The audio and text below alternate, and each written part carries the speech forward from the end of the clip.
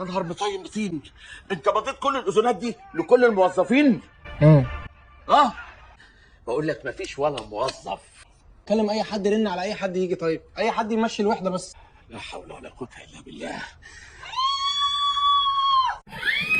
استر يا رب. الحقوني يا جماعه، مراتي بتولد. الدكتور موجود اهو. دكتور ايه؟ انا ما بعرفش اولد. طيب مش في دايه في القريه ممكن الدايه تيجي تولدها هنا؟ اهلا وسهلا بيكم، مفيش حاجه. بقول لك ايه يا جدع، انت اللي هتولد مراتي دلوقتي، والا قسما بالله هرتكب جنايه. يا باشا والله العظيم ما بعرف اولد، اخدنا الحاجات دي نظري بس. مراتي بتروح مني هتموت.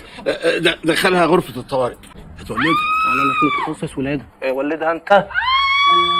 هاتوا ميه سخنه. هاتوا ميه سخنه. حاولي تنظمي نفسك يا دكتور، ابوس ايدك اديها اي حاجه. اديها ايه طيب؟ لا اشوف لها ايه طيب. خدي ده. ايه ده؟ ده مكعب تنميه بشريه، ظبطي الالوان لوحدها هتلاقي نفسك بقيتي جميله جدا. الوان ايه؟ الله يخرب بيتك.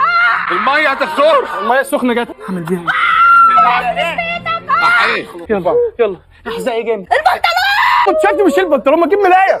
احزقي اكتر. عبد البديع، انا شفت مره فيديو على اليوتيوب، واحده ست ملوله البن ميه معدنيه وحطها فيها، الولاده مشيت سهله. هل في امكانيه نعمل ده هنا؟